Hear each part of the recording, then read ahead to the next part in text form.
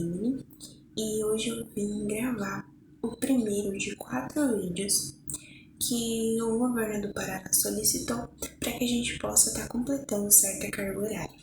Eu faço curso de formação de docentes e o tema, a disciplina trabalhada hoje será a literatura infantil, interpretação de texto.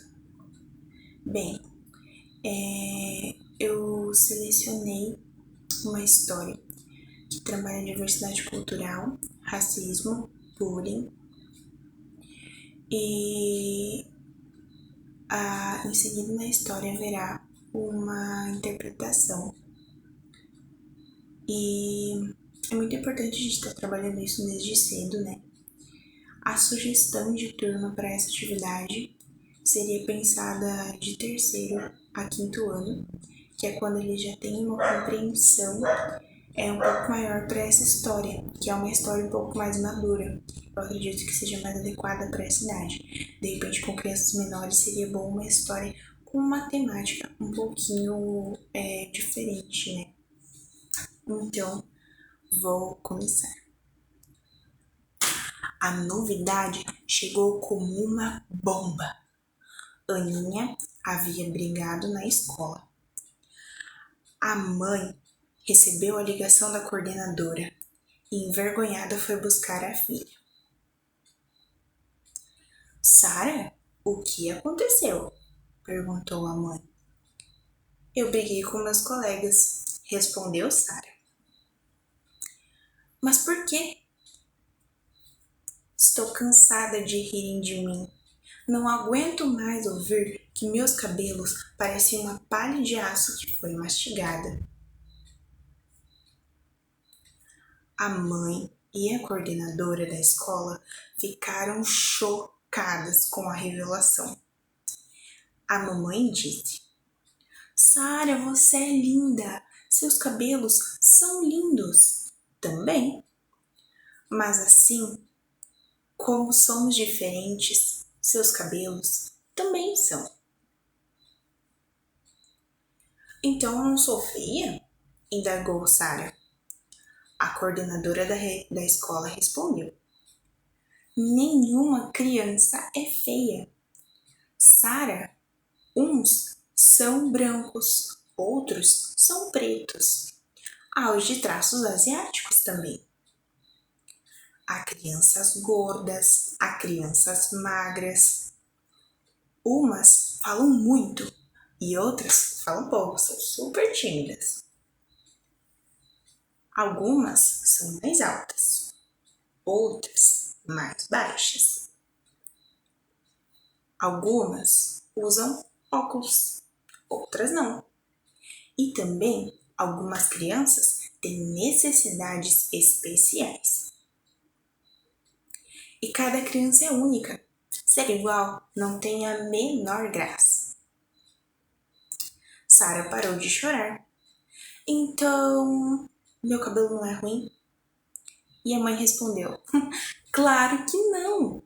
Seus cabelos são característicos das suas origens. Sara ficou muito feliz e perguntou: Mamãe, será que você pode falar isso para os meus colegas? A coordenadora da escola logo se meteu e disse o seguinte: Não precisa, Sara. Eu e você vamos falar juntas. No dia seguinte, a coordenadora da escola, com Sara do seu lado, foi até a sala de aula e lá conversou sobre as diferenças de cada um e a necessidade de que todos sejam respeitados. E aí ela perguntou: Alguém aí já foi incomodado por um aluno? Todos naquela sala levantaram as mãos. Estão vendo quantos de vocês são incomodados? E sabem por quê? Todos nós temos diferenças. E é uma coisa que sempre alguém vai notar. Mas é isso que nos torna especiais. E será que é interessante continuar assim desrespeitando os colegas? Fez-se um grande silêncio. As crianças começaram a entender a mensagem. E a coordenadora continuou: a partir de hoje, não se aceitarão nessa escola apelidos e ofensas. As crianças voltaram para a sala. Já Sara estava muito feliz. Foi então que ela se dirigiu a Paulinho, que era o menino um pouco mais gordo da sala, e disse: desculpe ter rido quando o André falou sobre você. Aquelas gracinhas não tinham a menor graça. E Paulinho sorriu e disse: tudo bem, Sara, mas você me deixa jogar no seu time de futebol? E a Sara disse: claro. O Paulinho ficou muito alegre, olhou para ela e disse: gostei muito das suas trancinhas. A Sara se emocionou e os dois juntinhos entraram abraçados na sala de aula. Essa é a sugestão de história.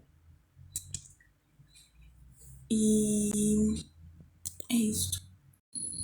A interpretação de texto é muito importante para que ocorra a fixação, a reflexão e para que o conteúdo fique melhor e mais significativo dentro da mente de cada um. As seguintes perguntas fazem parte da interpretação acerca da história lida, que é o conto Os Cabelos de Sara. A primeira pergunta é: 1. O que você compreendeu da história? Esta pergunta, por mais simples que pareça, serve para que possamos observar o que cada criança absorveu da historinha. Não importa como eles vão responder, mas a maneira como eles vão se expressar é muito significativa, pois deve ser sincera. Não existe resposta correta, existe a compreensão de cada um. Número 2. É correto fazer piadas com as características dos colegas? Bem, a história fala justamente sobre bullying. Bullying é uma maneira de tirar chacota, fazer piadas e pode ir muito além. Mas na escola, o que mais vemos são piadinhas de mau gosto. Fazer esta pergunta serve para que as crianças possam refletir sobre o que ocorreu na história e para que possamos compreender como esse assunto se dá na mente de cada um. Número 3. Se o que aconteceu com Sara acontecer com você ou algum amigo, qual é a melhor maneira de agir? Bem, neste caso, cada criança também pode responder à sua maneira, mas é necessário tomar certo cuidado e oferecer às crianças algumas alternativas a essa pergunta. Mas por quê? Porque alguns podem querer procurar os pais, outros os amiguinhos, outros a professora. É importante procurar alguém, mas como estamos falando de crianças, é necessário que eles sejam sempre instruídos a não guardarem silêncio e a procurar a direção da escola, no caso, professores, coordenadores, diretores, algum responsável.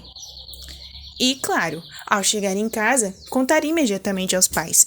Nesse caso, contar aos amiguinhos pode não ser uma alternativa muito interessante, afinal, é outra criança igual a você. Essa continuação de perguntas também serve para a interpretação do texto, assim como as anteriores. Número 4. Quem é a personagem principal? Bem, essa pergunta não é uma pergunta que envolve tantos sentimentos. Ela fala mais sobre a parte estrutural do texto, que é necessária para que as crianças possam ser introduzidas ou para que possam se familiarizar com a observação do texto. Número 5. Por que os colegas faziam piadas com Sara? Note que essa pergunta é parecida com a pergunta anterior, porém se refere a qual característica de Sara os colegas faziam piadas. Assim, as crianças podem observar o quão estúpido e o quão desnecessário é fazer piadas com a característica dos outros. Afinal, faziam piadas com o cabelo de Sara. Essa pergunta também serve para avaliarmos a atenção que a turma estava prestando na hora da história. Número 6. Onde se passa a história? Essa pergunta também se refere à parte mais estrutural do texto e à parte do conto,